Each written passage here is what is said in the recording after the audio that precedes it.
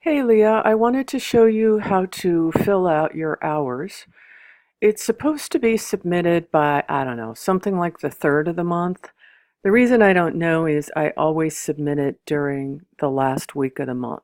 Um, Peter always taught me early on, never ever let your stuff pile up. Sarah used to like turn it in every other month and stuff, and then she couldn't remember, and it's like, nope, last week of the month, mine goes in, it goes in early in case there's any problems. So Carrie needs to give you this. It's an Excel spreadsheet. I'm going to go to, what am I doing? August. And there's a couple of very minor but things I want to remember to tell you. So here it is. What we do is we fill in these hours to meet the structured amount of money that we get. She recently told us, which we'd never known before, that if we put hours in on Saturday, Sunday, it's really difficult. Somehow the county office wants to know why we're working on weekends because they treat everybody the same, I think. So we're going to put our hours Monday through Friday, and I'll show you how to do that. So let's go over to our documents. This is our pay scale. Now, I think you have it, but there's been a very recent alteration. In teaching core, I felt like for a long time, I was being paid more than CTE emphasis. And that was appropriate because there were multiple additional projects and things. Plus, the people who come into core haven't taken anything else in the series, and so I'm helping them figure out the learning management system.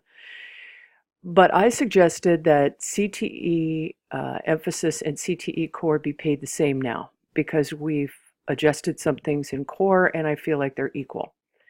So this will be yours. What was happening was for adult ed, sometimes there's only one person in there, and I felt like it was not right to be paid $850 for one person. So notice how these are all in increments of 5, but this is 1 through 10. I totally get that because there's prep work and finish work. Anyway, this is probably too much information, except to say if you were ever teaching CTE and there were only 4 participants, you would be paid this much. However, there's never only 4 in CTE emphasis. So this, I will send you this, but know what this means. So for yours, this time, I can't remember how many you have. You're probably either going to be paid $850 for the entire course or $1275, depending on the number of participants. So because our courses span typically 2 months, we're dividing up the hours between 2 timesheets. So what I started doing a few years ago for myself was I said, okay, what am I teaching? What's the fee? What are the hours? What are the dates? So I make these charts every month. Here's one where I taught a whole bunch of different courses.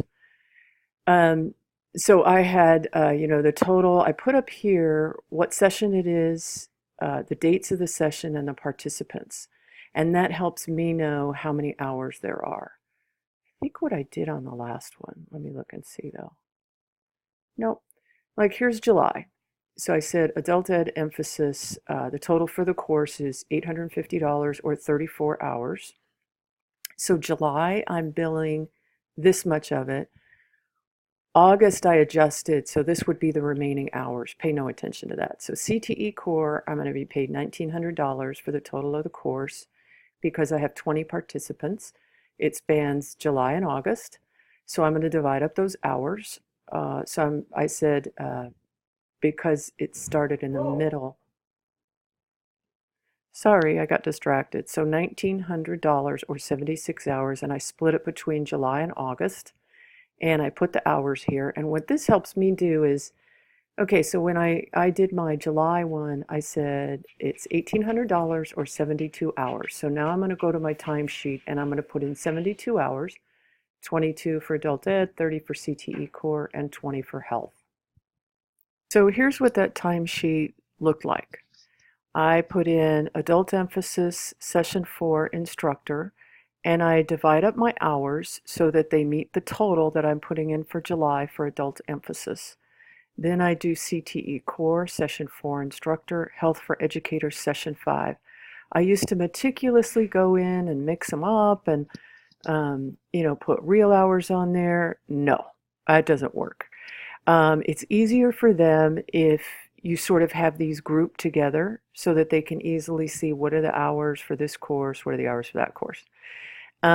What we're to do now, though, is we're not to put anything on Saturday or Sunday. That just came to us after this July. So Monday through Friday, and you just go along, and I'm like, okay, adds up to my hour, sounds fine, adds up for each course that I'm teaching appropriately.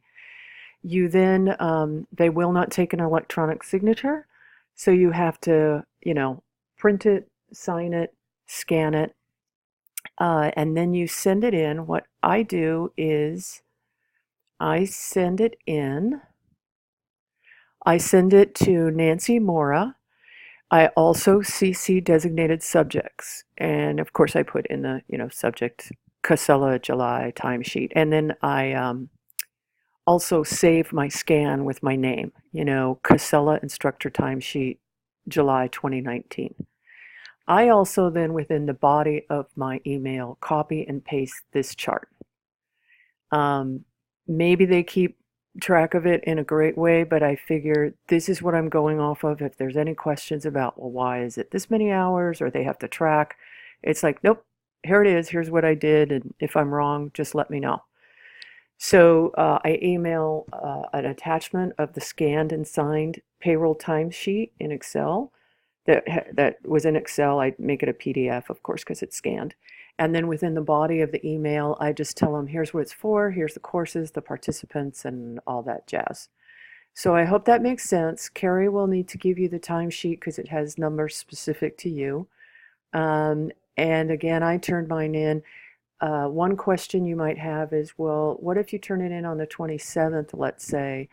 I just make sure my hours go only through the 27th or the 26th, just in case there was well, how can you sign in on the 27th and have hours in for the 30th? No one's ever said that, but, whatever. Okay, so I hope that helps. Thanks, and talk to you later.